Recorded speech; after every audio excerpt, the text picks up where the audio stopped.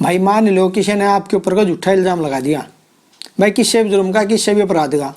कि मान लो एक महिला ने लगा दिया कि फलाने आदमी ने मेरे घर में घुस के मेरे कपड़े पाड़ दिए, मेरे साथ मारी पिटाई करी, गंदी गंदी गालियाँ दी, और उसने FIR दर्ज आपके खिलाफ करा दी। या कोई और भी कोई एलिगेशन है, जैसे किसी पड़ोसी ने लगा दिया भाई ये फलाना आदमी 2-4 आदमी लेके मेरे घर में घुस गया और मेरे साथ जान से मारने की नीयत से हमला कराया, या और भी कुछ कोई भी एलिगेशन लगा दिया हो। लेकिन उस समय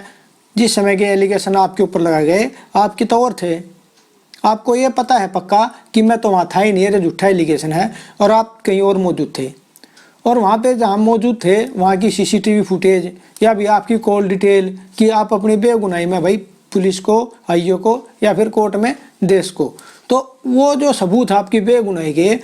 वो उनको कोर्ट के सामने या IO के सामने मंगवाने का भाई प्रोसीजर क्या है, मैं आज की इस वीडियो में ये बताऊंगा। और बहुत ज़रूरी चीज़ है भाई, आप सबको पता होनी चाहिए, क्योंकि कई बार सबूत होने के बाद भी हमें ये पता है कि हमारे सबूत वहाँ रखे हैं, लेकिन वो कोर्ट तक या IO तक पहुँच ना पाते, और उसके कारण भाई बेगुनाह होने के बाद भी कई बार सजा हो जाती है। तो भाई सब भाइयों से रिक्वेस्ट है कि इस वीडियो को पूरा देखियो भाई, क्योंकि आज ये जो जानकारी है ना वो खतरनाक हो जाएगा मेरे भाइयों। तो एक रिक्वेस्ट और करूँगा भाई, इस चैनल ने सब्सक्राइब कर लियो, थारे भाई का चैनल है। इस चैनल पर मैं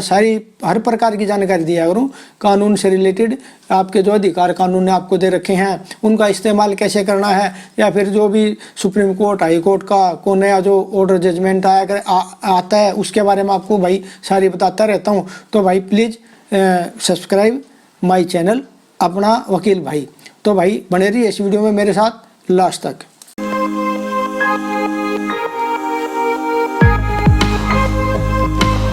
सब भाइयों को नमस्कार, मैं अनुज कुमार राणा, आपका अपना वकील भाई। तो भाई मान लो किसी ने आपके ऊपर कोई झूठा आरोप लगा दिया, और उस समय जब भी आपके ऊपर आरोप लगाया आपको पक्का पता है भाई आप घटना पे तो थे ही नहीं और कहीं और मौजूद थे, और जहाँ पे आप मौजूद थे ना उस जगह पे इस बात के पक्के सबूत हैं कि आप वहाँ पे मौजूद थे, ना कि घटना पे। अब उस सबूतों में कुछ भी हो सकता है भाई, जैसे आपकी सबसे पहले तो जो कॉल डिटेल होती है मोबाइल की वो तो है ही, उसके अलावा वहाँ जिस प्रमाइश में आप थे, जिस स्थान पे आप थे, मान लो कोई सरकारी ऑफिस था, कोई बैंक था, या जो भी था, वहाँ किसी की दुकान थी, कोई शोरूम था, कोई मॉल था, वहाँ पे CCTV जो कैमरा होते हैं उसकी रिकॉर्डिंग भैया साबित कर दे कि आप वहाँ थे। या फिर उसके अलावा कोई भी एंट्री का रजिस्टर, भाई आने जाने की कोई एंट्री होती है, वो सारी चीज़, तो वो सारी चीज़ें, वो सारे सबूत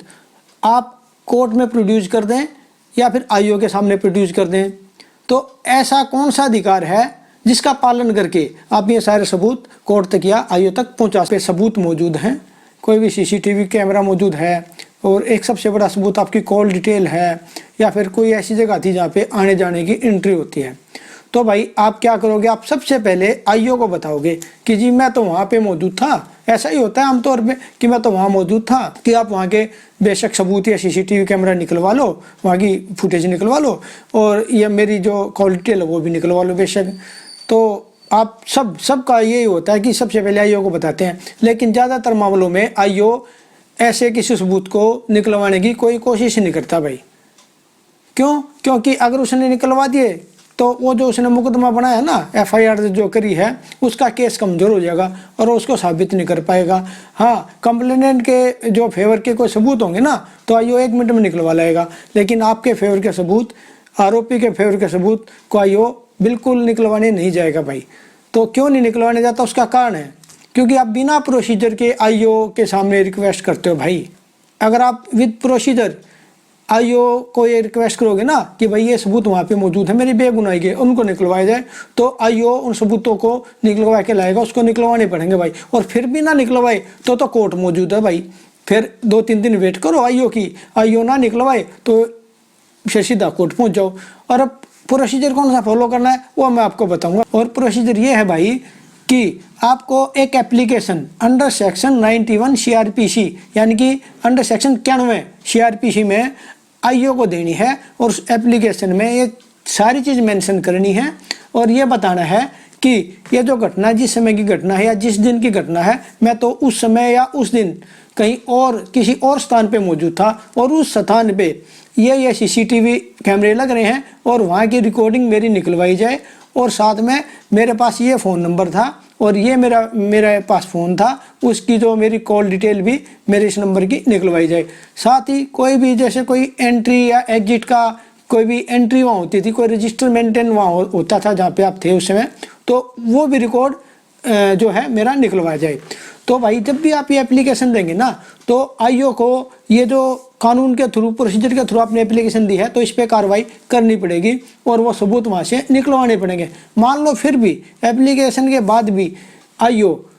इस एप्लीकेशन को इग्नोर कर देता है और वो सबूत भाई नहीं निकलवाता, तो आपको क्या करना है, आपको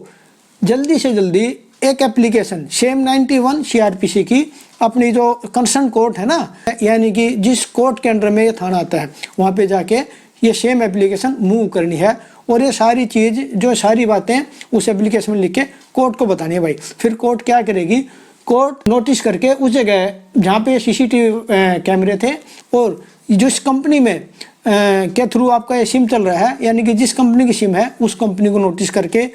वो जो सारा रिकॉर्ड, वो CCTV कैमराज का रिकॉर्ड जी रिकॉर्डिंग है वो, और जो कंपनी जिसमें आपका मोबाइल चलता है वो कॉल डिटेल वो, और या कहीं और आप मॉल में थे या कहीं भी थे, बैंक में थे, जैसे बैंक के CCTV की रिकॉर्डिंग, तो कोर्ट के पास ये पावर है सेक्शन 91 में कि